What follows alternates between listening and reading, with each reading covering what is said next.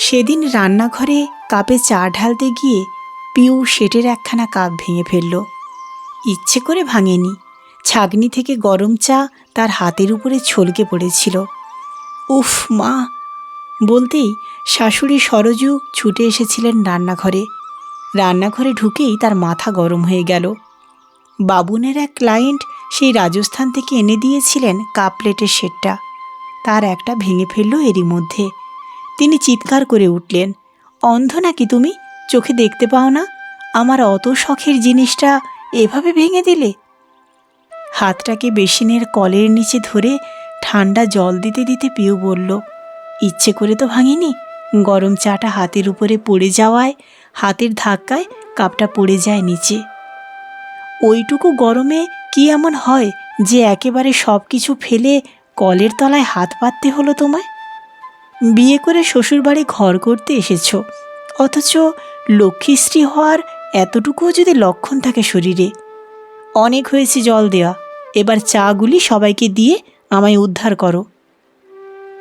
ব্যাপারটা রান্নাঘরেই শেষ হলো না, নিজের ঘরে গিয়েও গজগজ করতে থাকেন সরজু।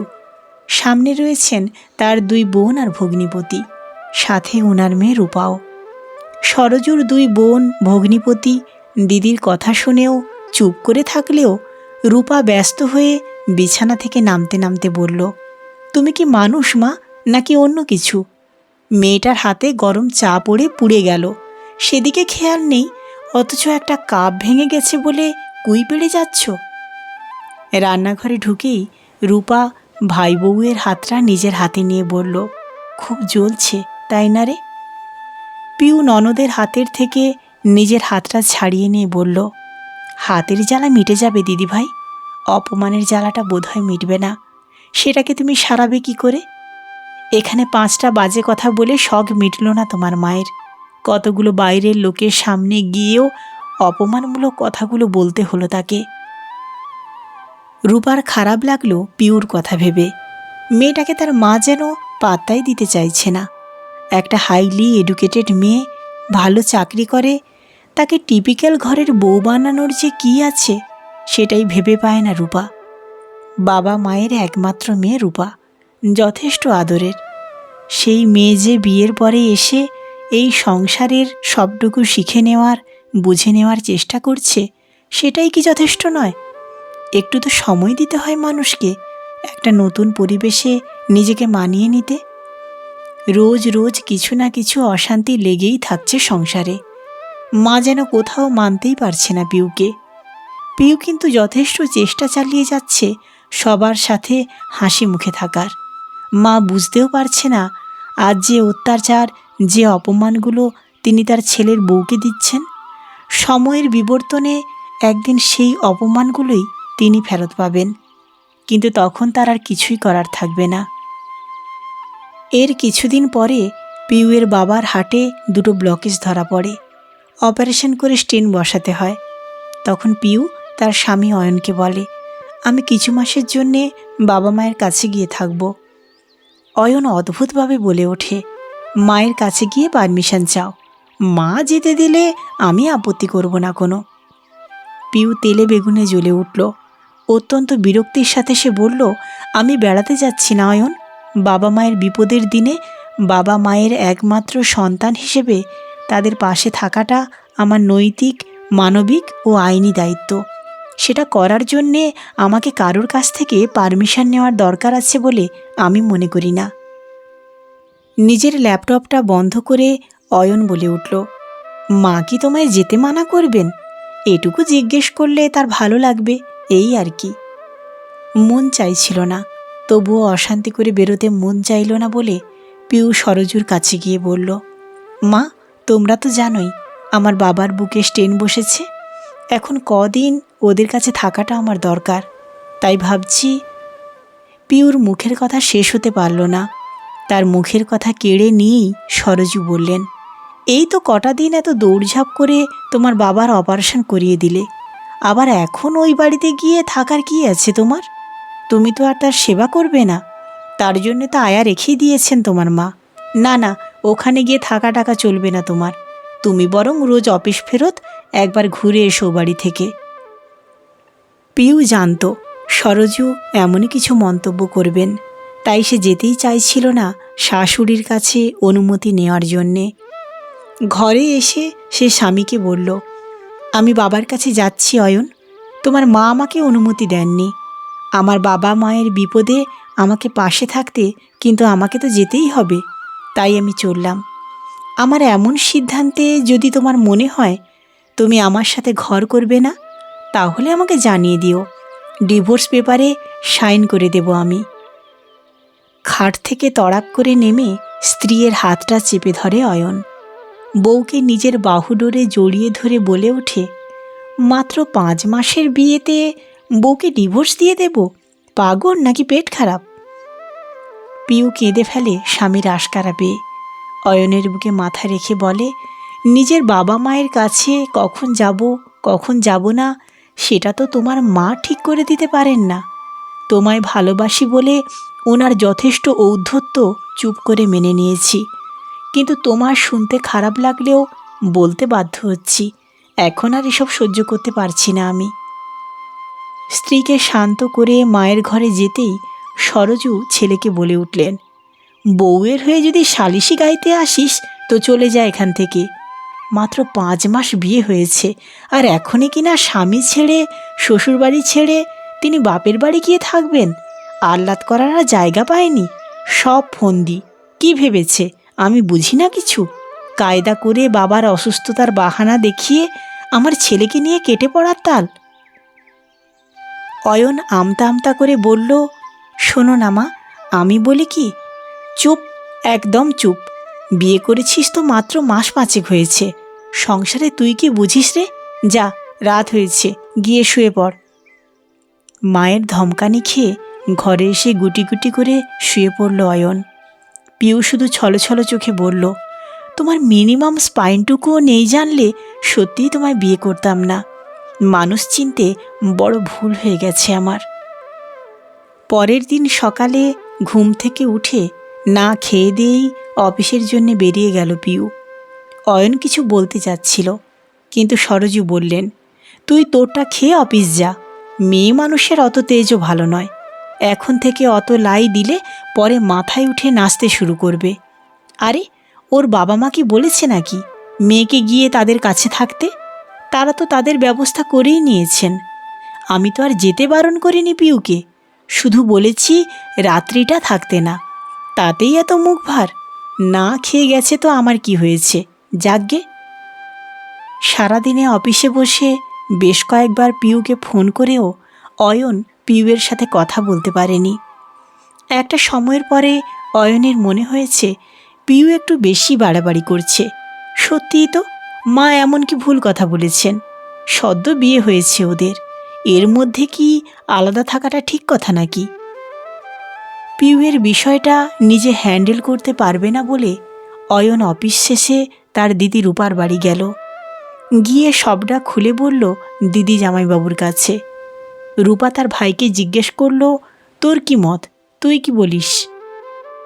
আমি কি আর বলবো, আমার কথা কেউ শুনলে তো। আর আমার তো মনে হয় পিউ একটু বেশি স্বাধীনচেতা হয়ে উঠেছে। বিয়ের আগে এতটা উদ্ধত তো ছিল না, এখন যে কেন এমন হয়ে উঠেছে। কেন, কি করেছে পিউ? প্রশ্ন ছুড়ে বসল অয়নের জামাইবাবু নিখিলেশ। আরে, মায়ের কথা তো একেবারেই শোনে না, রোজ 8টার আগে ঘুম থেকে উঠতেই চায় না। জোর করে ডেকে তুলে দিলে তার মুখ ভার হয়ে যায়। মা যা রান্না করতে বলবে ঠিক তার উল্টোটা করে রাখবে। মা যেভাবে চলতে বলবে সেটা পছন্দই হবে না তার। একটুকুও লক্ষ্মীশ্রী ভাব নেই পিউর মধ্যে। সেদিন কি করেছে জানেন? মায়ের সাথে কথা কাটাকাটিতে আমার রাজস্থান থেকে আনা একটা কাপ সেটের কাপই ভেঙে ফেললো আছাড় দিয়ে। মেয়ে মানুষের এত রাগ কি ভালো বলুন? আমি যদিও ওকে কিছু বলিনি, কিন্তু আমার যে খারাপ লাগতে পারে সেটা একবারও ভেবে দেখল না ও। আর কার বাবার না শরীর খারাপ হয়, তাই বলে বিয়ের 5 মাসের মধ্যে কেউ বাপের বাড়ি যাওয়ার কথা ভাবে? ওর বাবা মা তো জানতেনি তাদের একটা মাত্র মেয়ের বিয়ে হয়ে গেলে যে তাদের সব কিছু একা সামলাতে হবে, সেটা জেনেই তো তারা মেয়েকে বিয়ে দিয়েছেন। নিখিলেশ বলল, তুইও তো জেনেই বিয়ে করেছিলি, যে পিউ তার বাবা মায়ের একমাত্র সন্তান? শালাবাবু, রাজকন্যা সহ পুরো রাজত্ব পাওয়ার ইচ্ছে যখন রাখো, তখন শ্বশুর শাশুড়ির আপদে বিপদে তো বউকে ছাড়তেই হবে তোমায়। আমি কিন্তু পিউয়ের দলে। তোদের মায়ের মুখ আজ প্রায় 7 বছর ধরে শুনে আসছি তো, তিনি যে কি চিজ সে জানা আছে আমার। পিউয়ের সাথে খারাপ ব্যবহার করার আগে একবার ভাবিস, তোদের বাড়ির মেয়েটাও কারোর বাড়ির বউ, তার সাথে একই ব্যবহার হলে তোদের কেমন লাগবে? যাকগে, তোরা ভাই বোনে কথা বল, আমি যাই, তিতলিকে নিয়ে আসি ও নাচের ক্লাস থেকে। বলাই বাহুল্য, জামাইবাবুর কথা মনে ধরেনি অয়নের। বিয়ের পরে কয়েকটা বছরই তো রোমান্সের সময়, এই সময়ই তো দাম্পত্য জীবনের সুখ লুটেপুটে নিতে হবে। বাচ্চা হয়ে যাওয়ার আগে যতটা কাছে থাকা যায় পিউয়ের, যতটা উপভোগ করা যায় দাম্পত্যের রাতগুলো, তার মধ্যে যদি পিউ এভাবে মাসের পর মাস ও বাড়িতে গিয়ে বসে থাকে, তাহলে সময় অপচয় কিনা। কিন্তু সে কথা বোঝাবে কে পিউকে? ভাইকে চুপ করে থাকতে দেখে রূপা বলল, কী রে, চুপ করে আছিস যে, কি ভাবছিস? অয়ন দিদির হাতটা ধরে বলল, তুই একবার পিউকে বুঝিয়ে বল না দিদি, যাতে ও বাড়িতে গিয়ে ও না থাকে। তোর কথা পিউ ঠিক শুনবে, আমি জানি। রূপা হেসে বলল, আমার কথা আমার মা ভাই শোনে না তো বাইরের একটা মেয়েকে আমি কি জোর করব বল? তবে তোকে একটা বুদ্ধি দিতে পারি, যদি শুনিস। হ্যাঁ হ্যাঁ, বল না, তুই কি বলতে চাস?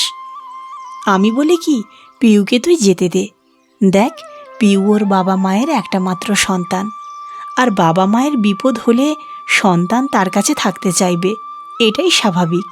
তুই সেখানে না বলতে পারিস না। দেখলি তো, তোর জামাইবাবুও পিউর হয়ে কথা বলে গেল। আর শুধু নিখিলেশ কেন, যেই শুনবে সেই কিন্তু পিউয়ের হয়ে কথা বলবে। তার চাইতে আমি বলি কি, তুই পিউকে ছেড়ে দে ওই বাড়িতে থাকার জন্যে। তবে একা ছাড়বি না, সাথে তুই যা। পিউয়ের সঙ্গে গিয়ে তুইও থাক ওই বাড়িতে। তাহলে যে কারণে পিউকে তুই ছাড়তে চাইছিস না সেটাও পাবি তুই, আর সবার কাছে নাম সম্মানও পাবি। বউকে কাছেও পেলি নিজের ইচ্ছে মতো, আবার বউয়ের চোখে হিরো হয়ে রয়ে গেলি। অয়ন কিছু একটা ভেবে বলল, কিন্তু মাকে কিভাবে ম্যানেজ করবি সেটা তোর ব্যাপার। তবে মা যে যুক্তি দিচ্ছে আমার কাছে সেটা ভীষণ ভুল। তোর কি মনে হয় সংসারে কাজ ছেড়ে তারপর 9 ঘন্টা অফিস করে বাবার বাড়ি ঘুরে তোর বউ যখন তোর ঘরে ফিরবে তখন তার শরীর থাকবে তোর সাথে একাত্ম হওয়ার? বিছানায় গা ফেলেই একটা গভীর ঘুম দেবে পিউ। মায়ের কথা শুনলে তোর কিছু প্রফিট হবে বলে তো আমার মনে হয় না।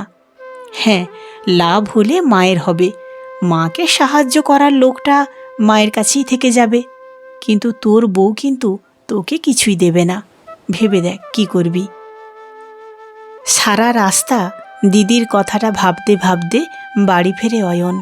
সত্যিই তো, পিউ এভাবে এই বাড়িতে থেকে গেলে তার তো কোনো লাভ নেই, বরং বউয়ের চোখে সে একটা মেরুদণ্ডহীন পুরুষ হয়ে রয়ে যাবে।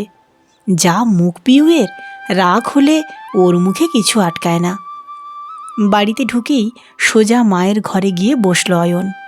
কোনো রকম ভূমিকা না করেই বলল, বুঝলে মা, অনেক ভেবে দেখলাম, পিউয়ের এখন ওর বাবা মায়ের কাছেই থাকা উচিত।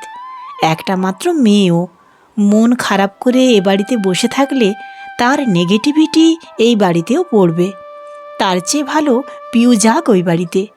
সাথে ভাবছি আমিও যাব, আমিও পিউয়ের সাথে গিয়ে ও বাড়িতে থাকব।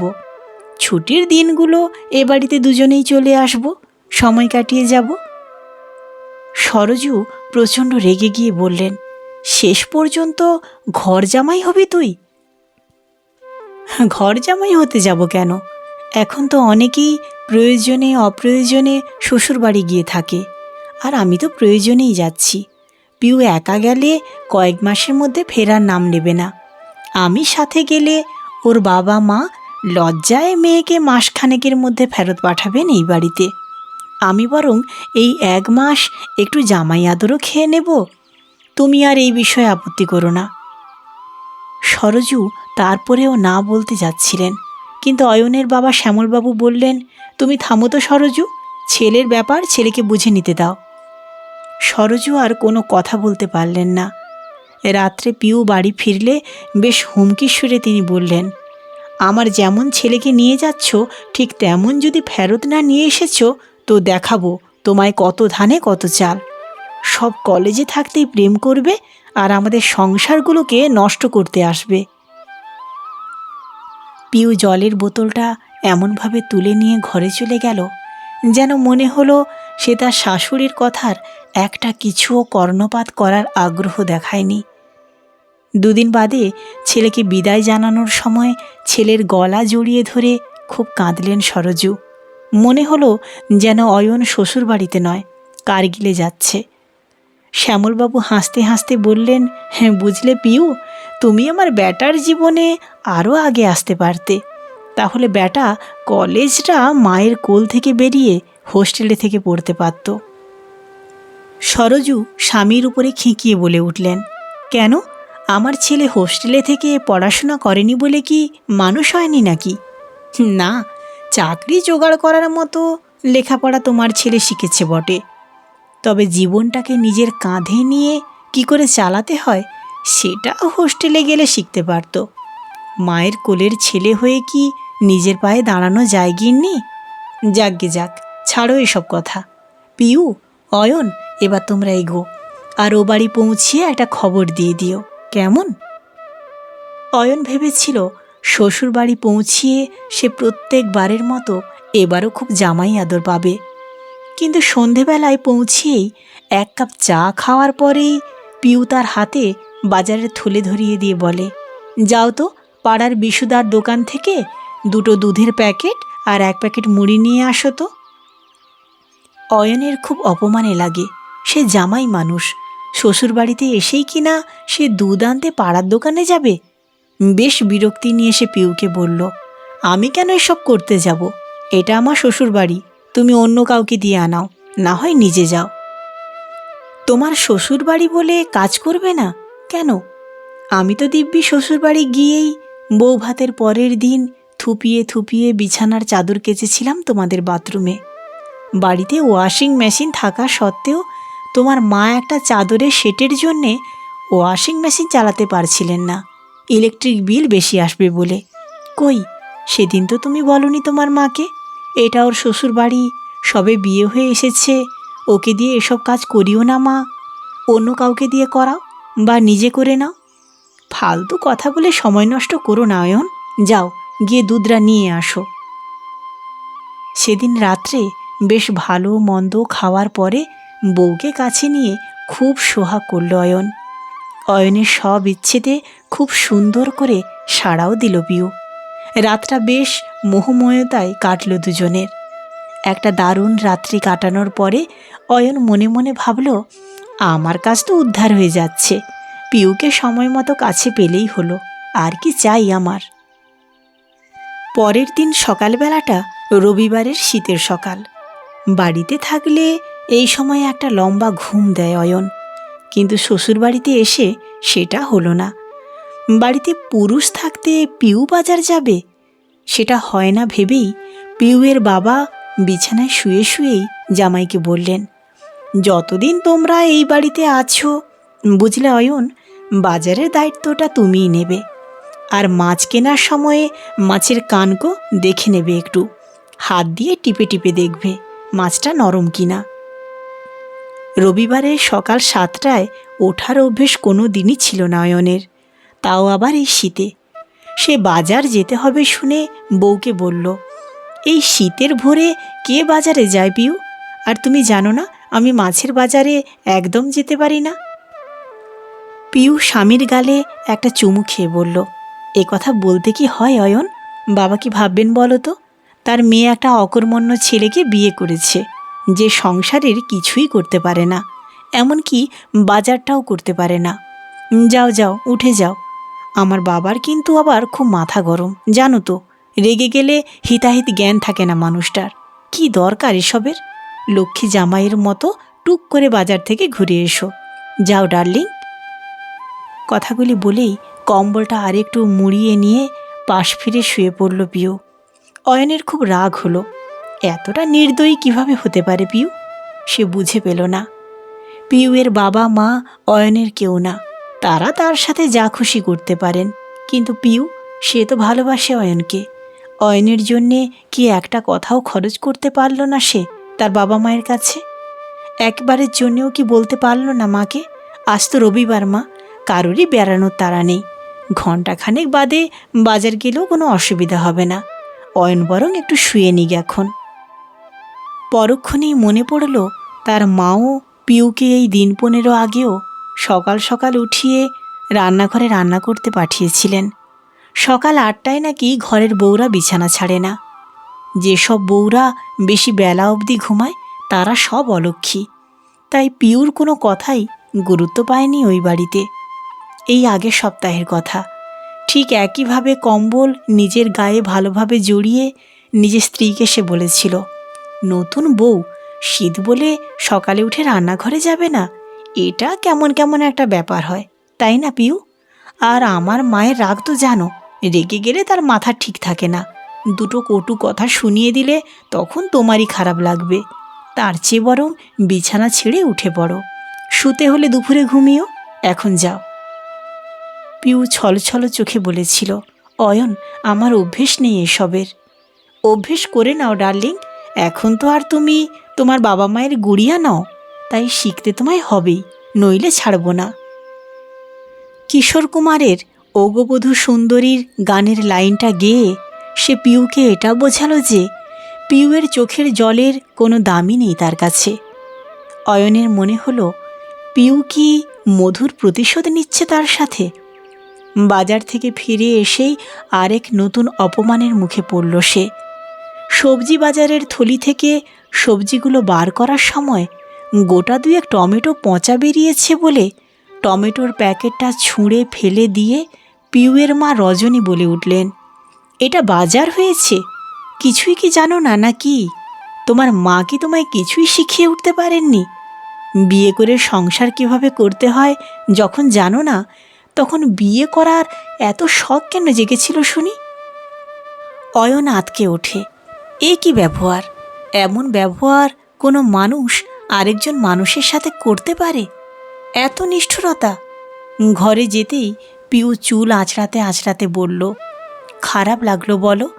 সাত সকালে এমন বিকট বিকট শব্দ মা তোমায় উপহার দিলেন। আসলে আমার কি মনে হয় জানো অয়ন, মা মাত্রই বোধহয় এরকম করে কথা বলেন। তুমি একটু মনে করে দেখো, তোমার মাও ঠিক একই কথা আমাকে বলতেন। আমি সবজিগুলো ঠিকমতো কাটতে না পারলে কাটা সবজির থালাটা ছুঁড়ে ফেলে দিতেন। মা মাত্রই এমন হন বোধ হয়। তুমি দুঃখ করো না কেমন, আমার মা রেগে গেলেই এরকম, না হলে অন্য সময় তিনি মাটির মানুষ। অয়নের মনে হলো পিউ তার কাটা ঘায়ে নুনের ছিটে দিল। দুপুরবেলা খেতে বসে মাছের সবচেয়ে সেরা পিসটা রজনী পিউয়ের পাতে দিলেন, তার পরের পিসটা পিউয়ের বাবাকে, তার পরে যে পিসটা থাকলো সেটা দিলেন অয়নকে, তবে ছোট পিসটা নিজের জন্যেই রাখলেন তিনি। অয়নের মনে পড়ল তার মা বাড়িতে সবচেয়ে বড় মাছের পিসটা তাকেই দিতেন। রজনী জামাইয়ের বিষাদগ্রস্ত মুখটা দেখে বললেন, তোমার মায়ের কাছে যেমন তুমি প্রিয়, আমার কাছেও ঠিক তেমনি আমার মেয়ে প্রিয়। ওই বাড়িতে তো পিউ কোনোদিনও সেরা পিসটা পেত না, মানে তোমার মা দিতেন না কোনো দিন, তাই আমার কাছে যখন এসে থাকছে তখন কদিন ওকে সেরা জিনিসগুলোই খেতে দেব। তুমি দুঃখ করো না অয়ন, তোমাকে সবচেয়ে ছোট পিসটা দিইনি, ওটা আমিই নিয়েছি। পরের দিন অয়নের দুপুরের পরে একটা ক্লায়েন্ট ভিজিট আছে, তাই ফার্স্ট আওয়ারটা সে ওয়ার্ক ফ্রম হোম করবে বলে ঠিক করলো। এদিকে পিউ ঘুম থেকে উঠে খেয়ে দিয়ে 9:30টায় বেরিয়ে গেল অফিসের জন্যে। অয়নও লগ ইন করে বসে পড়েছে নিজের কাজে। 10:30 নাগাদ হঠাৎ রজনী ঘরে এসে বললেন, অয়ন বাবু, একটু পাড়ার দোকান থেকে আমাকে কাজু কিশমিশ এনে দাও তো। পিউটা পায়েস খেতে চেয়েছে আমার কাছে, ভাবছি পায়েসটা এখনই করে রাখব। করতে গিয়ে দেখলাম কাজু কিশমিশ ফুরিয়ে গেছে, একটু নিয়ে এসে দাও তো বাবা। অয়নের মাথায় তখন হাজার হাজার লাইনের কোডিং ঘুরপাক খাচ্ছে। আজ একটা প্রজেক্ট প্রেজেন্টেশন আছে। লাস্ট মুহূর্তে প্রজেক্টটার সমস্যাগুলো খুঁটিয়ে খুঁটিয়ে দেখতে হচ্ছে। যতটা সম্ভব এরর ফ্রি করতে হবে। তাই ল্যাপটপের স্ক্রিন থেকে চোখ না সরিয়েই সে শাশুড়ি মাকে বলল, এখন অফিসের কাজ করছি মা, পরে এনে দেব। পরে এনে দেবে মানে কি? আমি পায়েস রান্না করব এখন, আর তুমি আমায় কাজু কিশমিশ পরে এনে দেবে বললেই হলো? আপনি তো জানেন মা, এভাবে কাজ ছেড়ে ওঠা যায় না, অসুবিধে হয়। এখন বিরক্ত করবেন না প্লিজ, কাজ করতে দিন আমায়। রজনী কিছু না বলে চলে যান ঘর থেকে। কিছুক্ষণ বাদে আবার ফিরে আসেন অয়নের কাছে। এবার যে তোমাকে একটু উঠতেই হবে অয়ন, পিউয়ের পিসি এসেছেন ওনাকে দেখতে। যাও, গিয়ে পিসিমণির সাথে গিয়ে দেখা করে আসো। অয়ন মুখ গম্ভীর করে বলে, এখন পারবো না। রজনী হঠাৎ করে অয়নের ল্যাপটপটা নামিয়ে রেখে বলেন, উঠে যেতে বলেছি, উঠে যাও। ঘরে অতিথি এলে তার সাথে যে একটু দেখা করতে হয়, সেই সভ্যতাটাও কি তোমার মা তোমায় শেখাননি? উঠে যাও, গিয়ে দেখা করে আসো। লোকে কি বলবে? বাড়িতে জামাই থাকার পরেও আত্মীয় স্বজন এলে দেখা করতে আসে না? আমাদের মান সম্মান সব জলাঞ্জলি দেবে নাকি? অয়ন প্রচণ্ড রেগে গিয়ে কর্কশ্বরে বলে ওঠে, আমি সিনেমা দেখছি না ল্যাপটপে, অফিসের কাজ করছি। এখন আপনার আত্মীয়ের সাথে দেখা করার চেয়ে আমার অফিসের কাজ করাটা বেশি জরুরি। কিছু ভুল হয়ে গেলে সিনিয়রের গালিটা আমি খাবো, আপনি নয়। চাকরিটা গেলে আমার যাবে, আপনার নয়। কেন বুঝতে পারছেন না আপনি? রজনী একটা ব্যঙ্গাত্মক হাসি ঠোঁটের কোণায় এনে বললেন, অফিসের কাজ করতে করতে যে ওঠা যায় না, সেটা যখন তোমার মা বোঝেননি, তখন আমি বুঝতে যাব কেন? তোমার চাকরিটা চাকরি, আর আমার মেয়ের চাকরিটা বুঝি চাকরি নয়? তোমার কাজে ভুল হয়ে গেলে যেমন তোমায় অফিসে কথা শুনতে হবে, সেরকম পিউকেও তো শুনতে হয়েছে। তোমার মা যদি তার বোনদের সাথে পিউয়ের দেখা করাটাকে পিউয়ের বাড়িতে বসে অফিসের কাজ করাটার থেকেও বেশি গুরুত্ব দেন, তাহলে আমি কি বেশি কিছু দাবি করেছি? যাও, কথা না বাড়িয়ে উঠে যাও। মরতে এসেছিলাম এই বাড়িতে। বলেই অয়ন উঠে গেল পিউয়ের পিসির সাথে দেখা করতে। অফিসে আজ বিনয়দা হ্যাভি ঝাড় দিয়েছেন অয়নকে। ক্লায়েন্টকে ডেমনস্ট্রেশন দেওয়ার সময় ইনভেন্টরি পার্টে বেশ কিছু এরর এসেছে, যেটা অয়নেরই ঠিক করার কথা ছিল। রাত্রে বাড়ি ফিরেও শান্তি পায় না সে। ঘরে ফিরে নতুন অশান্তি তৈরি হয়। রজনীর মুখ ভার। জামাই ছোট মুখে বড় কথা বলে কি করে? বলে কি না মরতে এসেছিলাম এই বাড়িতে? কেন, কি খারাপ ব্যবহার করা হয়েছে তার সাথে? পিউ অয়নকে সোজা বলে বসল, যাও, মায়ের কাছে গিয়ে ক্ষমা চাও। সারা দিনের মানসিক ক্লান্তির পরে আর এই নাটক ভালো লাগছিল না অয়নের। তবুও সে শান্ত গলায় পিউকে বলল, আমার দোষটা কোথায় বলবে একটু? তখন অত টেনশনের মধ্যে উনি এসে যদি ওভাবে বিরক্ত করতে থাকেন, তো মাথার ঠিক থাকে নাকি? আমার তো কোনো দোষ নেই, আমি কেন শুধু শুধু ওনাকে সরি বলতে যাব? পিউ মুখটাকে কঠিন করে বলল, দোষ আছে কি নেই আমি জানি না, আমার মা কষ্ট পেয়েছেন তোমার ব্যবহারে, অতএব তুমি ক্ষমা চাইবে আমার মায়ের কাছে। অয়নও জেদ ধরে বলল, বলবো না আমি সরি, তাহলে এক্ষুনি বেরিয়ে যাবে আমার বাড়ি থেকে। পিউয়ের মুখে এমন কথা শুনবে, এমনটা সত্যি কোনো দিন ভাবেনি অয়ন। পিউয়ের বাড়িতে সে আছে বলে তাকে এভাবে পিউ তাড়িয়ে দিতে পারে না, অপমান করতে পারে না? সত্যি মিথ্যের যাচাই না করে এভাবে বাড়ি থেকে বেরিয়ে যেতে বলল তাকে। আর এক মুহূর্ত দাঁড়ালো না অয়ন, বেরিয়ে গেল সে পিউয়ের বাড়ি থেকে। কিন্তু রাস্তায় বেরিয়েই তার মনে হলো সে যাবে কোথায়? নিজে বাবা মায়ের কাছে সে ফিরে যেতেই পারে, কিন্তু ফিরে গিয়ে সে কি বলবে? যে পিউ তাকে একদিন ভালোবেসে বিয়ে করেছিল, আজ সেই পিউই তাকে গেট আউট বলে দিয়েছে।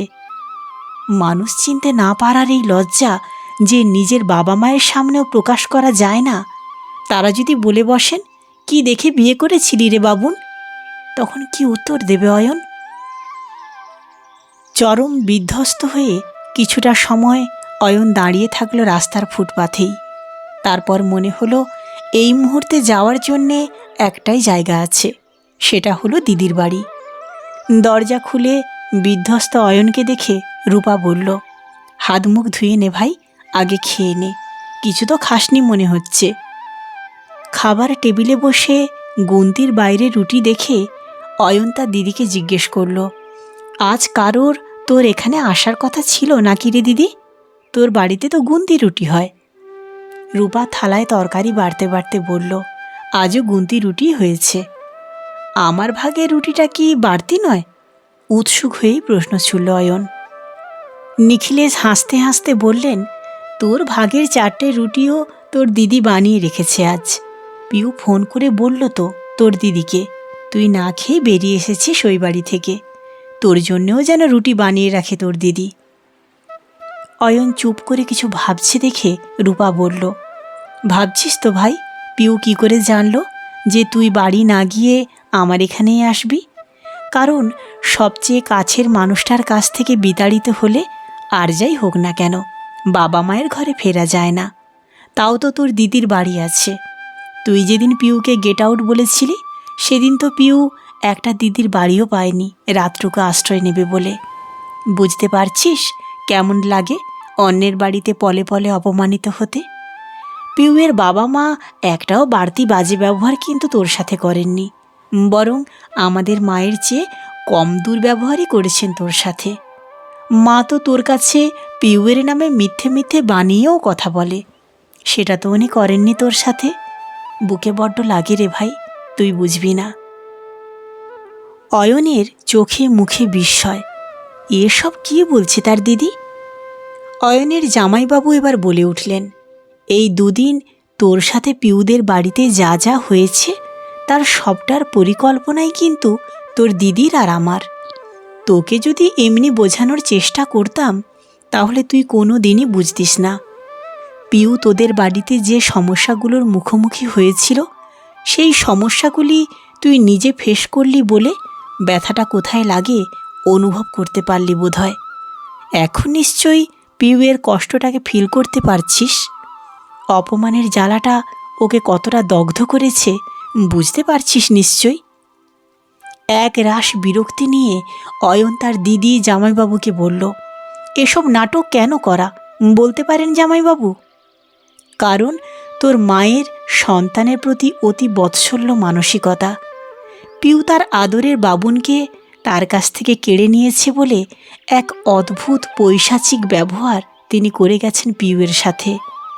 পিউয়ের জায়গায় অন্য কোনো মেয়ে এলেও হয়তো সেটাই হতো, কিন্তু পিউ যতটা কষ্ট পেল তোদের বাড়িতে অতটা কষ্ট বোধ হয় সে পেত না। পিউয়ের অপরাধটা কোথায় জানিস বাবুন? পিউ ভালোবেসে তোকে বিয়ে করেছে। তুই তোর মায়ের অনুমতি ছাড়া ওই মেয়েটাকে তোর মায়ের সংসারে ঢুকিয়েছিস, তাই ছলে বলে কৌশলে তোর কাছে পিউকে ছোট করে রাখতে চেয়েছে তোর মা, আর তার সাথে তোকেও ছোট করতে চেয়েছেন। তোকে ভাবতে বাধ্য করতেন উনি তোর জীবনসঙ্গী নির্বাচন করা ভুল ছিল। নিখিলেশের কথা ফুরানোর সাথে সাথেই রূপা বলে উঠল, যে কাজে তোর আপত্তি আছে সে কাজ কেন পিউকে করতে হবে বলতে পারিস? মেয়ে মানেই তাকে রান্না জানতে হবে, ঘর গোছাতে হবে, সবজি কাটা শিখতে হবে। একটা সংসার সামলানো কি শুধুই একটা মেয়ের কাজ? তোর অফিসের কাজটা কাজ, পিউয়ের অফিসের কাজটা কি কাজ নয় রে? যখন লেখাপড়া করেছিস তোরা, তখন ওর পরীক্ষাটা কি তুই দিয়ে এসেছিস? একটি ছেলের সাথে পাল্লা দিয়ে যখন মেয়েরা লেখাপড়া শেখে, চাকরি করে, সমাজে নিজের জায়গা তৈরি করে, তখন সংসারে কেন তারা শুধু ঘরের বউ হয়ে রয়ে যাবে? এর কি প্রতিবাদ হওয়া উচিত নয়? তুই যদি পিউয়ের বাড়িতে গিয়ে জামাই আদর পাবি বলে ভেবে থাকিস, তবে পিউই বা তার শ্বশুর বাড়িতে বৌমার আদর পাবে না কেন? যে মেয়েটা রুটি খেতে পারে না তাকে মা বাসি রুটি খাওয়ায়। খোঁজ নিয়ে দেখেছিস কখনো তোর বউকে কতটা মানসিক নির্যাতন দেয় তোর মা? পিউয়ের হাতে সেদিন গরম চা পড়ে গেল বলে মায়ের শখের কাপটা ভেঙে গেল। মায়ের তাতেই দুঃখের শেষ থাকলো না। মেয়েটাকে একটু যত্ন তো করলই না, বরং মাসিদের সামনেও অপমান করে গেল। তোর ভালোবাসা তোর সম্পদ ভাই, তাকে রক্ষা করাও তোর কর্তব্য। তোর কাছে তোর মা বউ সব সমান হবে। যার যেখানে দোষ দেখবি সেখানে স্পষ্টভাবে তাকে সতর্ক করাই তো তোর কাজ। এটুকুও করতে পারলি না তুই? কাল যদি পিউ আর তোর ডিভোর্স হয়ে যায়, তাহলে বিয়ে ভাঙার কারণ হিসেবে এই সমাজ তোদের দুজনের দিকেই আঙুল তুলবে। কেউ বলবে না তোর বিয়ে ভাঙার জন্যে তোর মা দায়ী। একটা ডিভোর্সের ফলাফল ডিভোর্সি মানুষ দুটোকেই বইতে হবে সবচেয়ে বেশি। যতদিন বাঁচবি ততদিন তোদের নামের আগে ডিভোর্সি বিশেষণটা হয়ে থেকে যাবে। ভেবে দেখ তো লোকসানটা কার? মায়ের এখানে কোনো ক্ষতি আছে কি? খাওয়া শেষ করেই অয়ন বলল, দিদি আজ চলি রে, পরে আবার আসব। কোথায় যাবি এখন? পিউদের বাড়িতে। পিউয়ের বাবা মায়ের কাছে ক্ষমা চাইতে হবে আমায়। তাদের মেয়ের দায়িত্ব আমি তো হাত পেতে নিয়েছিলাম। অয়ন দেখল পিউদের বাড়িতে ঢোকার রাস্তার মুখেই পিউ দাঁড়িয়ে আছে। অয়ন বুঝতে পারল পিউ তারই অপেক্ষাতেই দাঁড়িয়ে আছে এখানে। কাছে আসতেই পিউ তার হাতটা ধরে বলল, তোমাকে সত্যিই কষ্ট দিতে চাইনি আমি, সবই পরিস্থিতি ছিল। অয়ন বউয়ের হাতটা নিজের হাতে নিয়ে বলল, রাত প্রায় 12টা বাজতে যায়। এই সময় কেউ এভাবে শুনশান গলিতে একা দাঁড়িয়ে থাকে? চলো বাড়িতে গিয়ে কথা হবে। পিউদের বাড়িতে ঢুকতেই পিউয়ের মা কাঁদো কাঁদো হয়ে বললেন, অয়ন বিশ্বাস করো বাবা, এই দুদিন তোমার সাথে যা যা ব্যবহার করেছি তার একটাও করতে চাইনি আমি। তুমি এবাড়ির জামাই, আমাদের পিউয়ের ভালোবাসার মানুষ, আমাদের কত আদরের তুমি। কিন্তু তোমার দিদি জামাইবাবু বললেন তোমাদের দুটিকে সুখী থাকতে দেখতে গেলে নাকি এগুলো করতেই হবে আমাদেরকে। নিজের সন্তানকে কোনো বাবা মা না সুখী দেখতে চায় বলো? চায় মা। এখনও অনেক মা আছেন যারা ছেলের সুখকে সহ্য করতে পারেন না। ভাগ্যিস আপনারা মেয়ের মা, তাই পাষাণ হৃদয় তৈরি হয়নি আপনাদের। যাগ্গে, আরও কদিন আপনার মেয়ে আপনাদের কাছে থাকবে, আমিও থাকবো সাথে। কি থাকতে দেবেন তো? পিউ বুঝতে পারে না অয়নের ভাষা। অয়ন নিজের স্ত্রীর দিকে তাকিয়ে বলল, তুমি আর ওই বাড়িতে ফেরত যাবে না পিউ। আমি একটা ভালো দেখে বাড়ি ভাড়া নিয়ে তারপরে তোমাকে এখান থেকে নিয়ে যাব। আমার মা যতদিন না তোমাকেও তার সন্তান বলে নিজের বুকে টেনে নিচ্ছেন, যতদিন না তোমাকে ওই বাড়িতে পূর্ণ মর্যাদা দিচ্ছেন, ততদিন তুমি আমি ওই বাড়ি থেকে দূরে থাকব। হ্যাঁ, বাবা মায়ের সাথে রোজ দেখা করতে যাব, তাদের যা লাগবে তার জোগানও দিয়ে যাব, কিন্তু থাকবো না একসাথে। সত্যিই তো দিদি ঠিক কথাই বলেছে। শিক্ষায় দীক্ষায় কাজে কর্মে জীবনে প্রতিষ্ঠিত হওয়ায় সব জায়গাতেই যদি মেয়েরা ছেলেদের পাশে নিজেদের জায়গা অর্জন করে নিতে পারে, তাহলে সংসারে আর শ্বশুরবাড়িতেও তাদের জায়গাটা সমান সমান হবে না কেন? তারপর শাশুড়ির দিকে তাকিয়ে সে বলল, গত 2 দিন ধরে আপনার অনেক মুখঝামটা খেয়েছি আমি। এবার বেশ কড়া করে বড় কাপের 1 কাপ কফি করে খাওয়ান দেখি, খেয়েই ঘুমোতে যাব। কাল সকালে আবার বাজার যেতে হবে তো আমায়। পিউ স্বামীকে কিছু বলতে যাচ্ছিল বোধহয়। অয়ন তাকে থামিয়ে দিয়ে বলল, থ্যাঙ্কসটা দিদিকে জানিও, আমাকে নয়। ওর চাটি খেয়েই তো সিধে হলাম আমি। ঘরে ঢুকে ভিডিও কলে ননদকে ফোন করে পিউ বলল, তোমার মতো ননদ থাকলে সত্যিই কোনো ভাই বউয়ের কপালে দুঃখ থাকবে না দিদিভাই। আদর মাখা গলায় রূপা বলল, আরে দূর পাগলি, একটা মেয়ে হয়ে আর একটা মেয়ের জন্য এটুকু করব না তা কখনো হয় রে? তোর জায়গায় নিজেকে বসিয়েছিলাম যে, তাই তো সব কুয়াশা কেটে গেল মন থেকে। আমাদের সবারই বোধ হয় একবার স্থানান্তর হওয়া উচিত একে অপরের পরিস্থিতিতে, তবেই আমরা অন্যের কষ্টটা বুঝতে পারবো ভালোভাবে। মোবাইলের 2 প্রান্তে 2 নারী তখন সুখী মনে গল্পে ব্যস্ত। মেয়েরা যে মেয়েদের শত্রুই হয় না, কখনো কখনো বন্ধুও হয়, রূপা তার প্রকৃষ্ট প্রমাণ। কলমে অনন্যা পোদ্দার, কণ্ঠে আমি সুদীপ্তা। গল্প পাঠটি আপনাদের কেমন লাগলো অবশ্যই কমেন্ট করে জানাবেন। যদি ভালো লাগে লেখিকা এবং পাঠিকার সম্বন্ধে লিখতে কমেন্টে ভুলবেন না। যদি আপনাদের এই গল্পটি ভালো লাগে ফ্রেন্ড ফ্যামিলিদের সঙ্গে শেয়ার করতে ভুলবেন না। ধন্যবাদ।